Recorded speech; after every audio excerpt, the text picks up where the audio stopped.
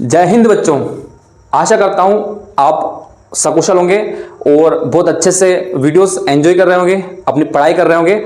आज जो है हम गॉस थ्योरम जो हमने स्टडी की थी उसके आगे का जो टॉपिक है वो हम पढ़ेंगे, एप्लीकेशंस ऑफ गॉस थ्योरम। ठीक है, इसकी जो एप्लीकेशंस है वो अगर हम बोले तो एप्लीकेशंस तो बहुत सारी इसकी, लेकिन इंपॉर्टेंट अपने को 3 एप्लीकेशंस अपने को पढ़नी है। कितनी पढ़नी है? 3 एप्लीकेशंस। मैक्सिमम तीनों एप्लीकेशंस 3 डेरिवेशन की फॉर्म में हमको सोल्व करना, जो हमारे बोर्ड एग्जाम्स में आते हैं। ठीक है, और इन एप्लीकेशंस को सोल्व करने के लिए 2 मेन फॉर्मूले आपके रहेंगे। गॉस थ्योरम की एप्लीकेशन है, इसका मतलब आपको एक तो गॉस थ्योरम का फॉर्मूला लगाना है, phi = q by epsilon naught. ठीक है, एक तो इसको यूज करना है आपको, और सेकंड है आपको इलेक्ट्रिक फ्लक्स का फॉर्मूला यूज करना है, E/ds cos theta.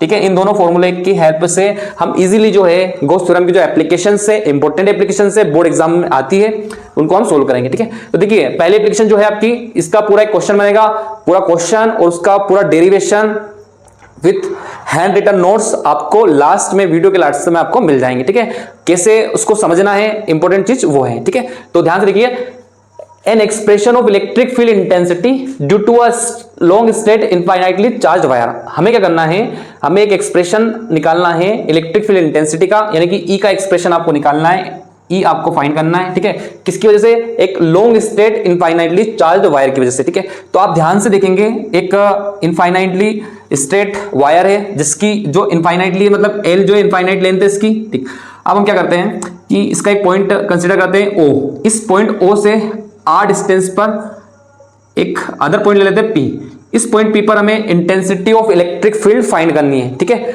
Intensity of electric field find करनी है और यूज करना है आपको गॉस थ्योरम। तो आपको एक गाउसियन सरफेस, यहाँ पे क्लोज्ड गाउसियन सरफेस आपको कंसीडर करना पड़ेगा। ठीक है, तो कैसे हम क्लोज्ड सरफेस बनाएंगे? तो इसके लिए हम एक सिलेंडर की एक सिलेंडर बनाएंगे यहाँ पे। ठीक है, तो सिलेंडर कैसे बनाना आपको, कुछ इस तरीके से हम एक सिलेंडर ड्रॉ करेंगे। ठीक, इस सिलेंडर की जो लेंथ है वो है स्मॉल एल।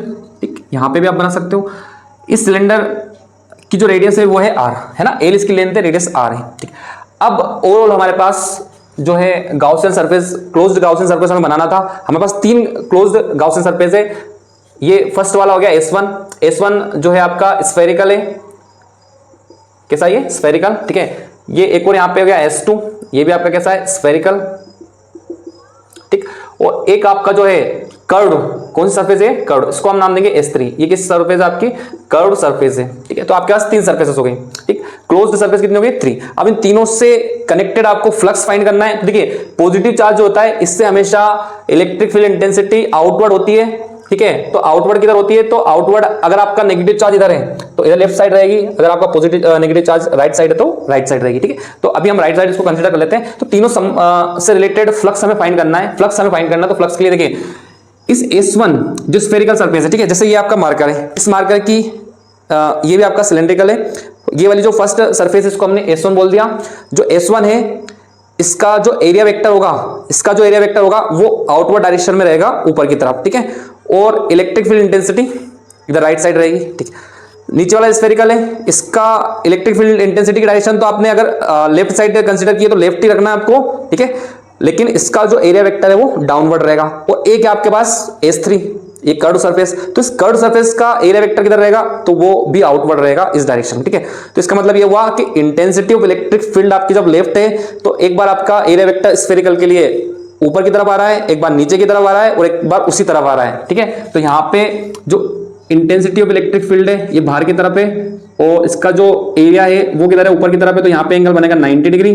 ठीक है, ऐसा ही इलेक्ट्रिक फील्ड इंटेंसिटी की डायरेक्शन आउटवर्ड है। ठीक है, और इसकी जो है डाउनवर्ड है, इसकी इसके एरिया वेक्टर की, तो यहाँ पे भी एंगल कितना बन जाएगा? 90 डिग्री।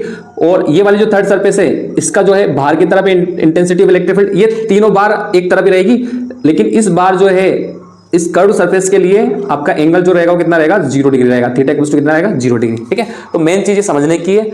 इसका मतलब ये हुआ कि आपको टोटल इलेक्ट्रिक फ्लक्स अब निकालना है, तो आपको स्फेरिकल का भी निकालना है, दोनों स्फेरिकल का निकालना है और एक कर्व सरफेस का निकालना है। ठीक है, तो ध्यान से देखिए, सबसे पहले हमने लिखा है linear charge density of straight wire will be, linear charge density हमने बहुत अच्छे से प्रीवियस वीडियो में पढ़ी है, तो lambda equals to Q by L, है ना। इसकी लीनियर चार्ज डेंसिटी कितनी है? Lambda equals to Q by L। Okay, the total flux coming out of the curve surface, तो टोटल फ्लक्स किससे आ रहा है, तो टोटल फ्लक्स किससे निकलेगा, तो टोटल फ्लक्स निकलेगा किससे, मतलब किससे कनेक्ट रहेगा, तो सबसे ज्यादा रहेगा कर्व सरफेस से। इनसे क्या रहेगा 0 0, तो कैसे रहेगा 0 0, तो हम निकाल लेते टोटल।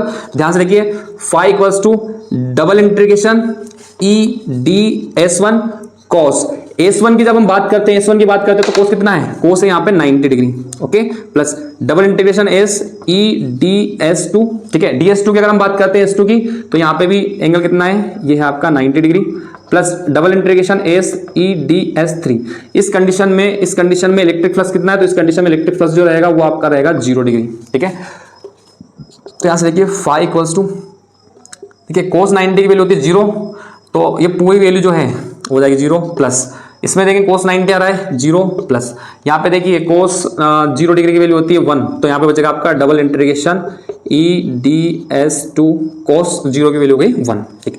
तो यहाँ से आप देखिए ये आपका इलेक्ट्रिक फील्ड इंटेंसिटी तो कांस्टेंट है, मतलब जो इंटेंसिटी ऑफ इलेक्ट्रिक, क्योंकि ये यूनिफॉर्म स्ट्रेट वायर है और यूनिफॉर्मली चार्ज है, ठीक है। यूनिफॉर्मली जब चार्ज है तो इंटेंसिटी ऑफ इलेक्ट्रिक फील्ड जो रहेगी वो आपकी क्या रहेगी, यूनिफॉर्म रहेगी यानी कांस्टेंट रहेगी। कांस्टेंट रहेगी तो इंटीग्रेशन से बाहर आ जाएगा, ठीक है, ई का आ जाएगा बाहर आ जाएगा, और double integration S D S 3 बचा ds3 वाला बचा, 2 वाला और 1 वाला तो क्या हो गया 0 हो गया।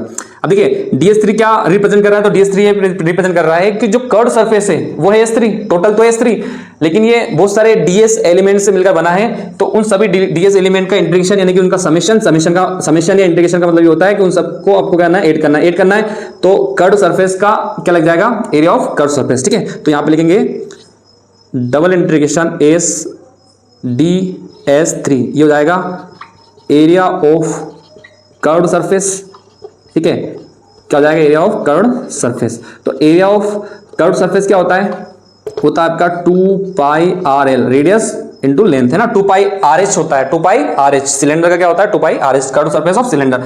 तो हम लिख देंगे यहाँ पे phi equals to E as it is dot, इसकी जगह हम लिख सकते हैं 2 पाई RL, ये हो गई क्वेश्चन नंबर फर्स्ट, क्या हो गई क्वेश्चन नंबर फर्स्ट। तो आ गया टोटल फ्लक्स। अभी हमने क्या कैलकुलेट किया, टोटल फ्लक्स, ठीक है, क्या कैलकुलेट किया, टोटल फ्लक्स। आपको गॉस थ्योरम भी इस पे अप्लाई करनी है, तो गॉस थ्योरम अप्लाई कर देते हैं। अकॉर्डिंग टू गॉस थ्योरम, ठीक है, गॉस थ्योरम क्या होती है, phi equals to q by epsilon naught. तो ये हो गई इक्वेशन नंबर सेकंड, क्या होगा equation number second, equation number first, equation number second. Equation first और सेकंड को जब हम कैलकुलेट करेंगे तो आप इसमें देखेंगे कि LHS इक्वल है, तो RHS भी क्या हो जाएंगे इक्वल, ठीक है। तो इसका RHS से E dot 2 pi RL equals to इसका RHS से q बाई एप्सिलॉन नॉट, ठीक। तो यहाँ से E की वैल्यू आपको फाइंड करना है ना, मैंने बताया था इंटेंसिटी ऑफ इलेक्ट्रिक फील्ड आपको फाइंड करना है। इंटेंसिटी ऑफ इलेक्ट्रिक फील्ड के लिए सब्जेक्ट बनाइए आप, इंटेंसिटी ऑफ इलेक्ट्रिक फील्ड को पूरी वैल्यू चली जाएगी उधर, तो q by 2 pi RL epsilon not है ना, q by 2 pi RL epsilon not. चलिए ये अगर आपको पता हो q और जो epsilon not, sorry q by l क्या है, q बाई l है आपका लेमडा यानी कि लीनियर चार्ज डेंसिटी, ठीक है, क्या है लीनियर चार्ज डेंसिटी। तो मैं अगर यहाँ पे लिख दूं कि linear charge density q by l होता है, तो उसकी जगह हम क्या लिख सकते हैं, q बाई l की जगह लेमडा, क्या लिखना आपको q बाई l की जगह लिख देना लेमडा, ठीक है। तो यहाँ पे q बाई l है, इसकी जगह लिख देना लेमडा, तो E इक्वल्स टू यहाँ पे हो जाएगा आपका लेमडा, q बाई l की जगह lambda 2 pi r epsilon not, okay. तो यही आपका जो है फाइनल आंसर है न्यूटन पर कूलम, ओके। तो यहाँ तक आपको सोल्व कर देना है। अगर आप डेरिवेशन हमसे ये वाला पूछा जाता है, ठीक, बाकी आपको नोट्स में मिल जाएगा, और न्यूमेरिकल्स वगैरह या शॉर्ट ट्रिक्स में जब हम इस फॉर्मूले को देखो तो आपको ये वाला फॉर्मूला नहीं दिखता है, ठीक है। कौन सा फॉर्मूला दिखता है तो मैं बताता हूं आपको। होता क्या है कि इसमें अगर हम 2 और 2 से मल्टीप्लाई कर दें तो equals to 2 lambda divide by, ये 2 से मल्टीप्लाई किया तो 4 पाई एप्सिलॉन r हो जाएगा, 2 से ऊपर मल्टीप्लाई किया 2 से नीचे मल्टीप्लाई कर दिया, ठीक है। देखिए 1/4 पाई एप्सिलॉन नॉट को क्या लिखते हैं, 1/4 पाई एप्सिलॉन नॉट को लिख देते हैं k, क्या लिख देते हैं k। तो यहाँ पे आंसर आएगा equals to 2k lambda divide by r, ठीक है। तो जो न्यूमेरिकल्स होते हैं, शॉर्ट ट्रिक्स होते हैं, तो आपको वहां पे फॉर्मूला ये वाला मिलने वाला है, ठीक है। तो बच्चों मैं आशा करता हूं कि आपको समझ में आया होगा। प्रॉपर नोट्स आपको वीडियो के लास्ट मिलेंगे। अब जो है हम अगली एप्लीकेशन में मिलेंगे गॉस थ्योरम की। तब तक के लिए जय हिंद, जय भारत। अच्छे से पढ़ते रहिए और मुस्कुराते रहिए।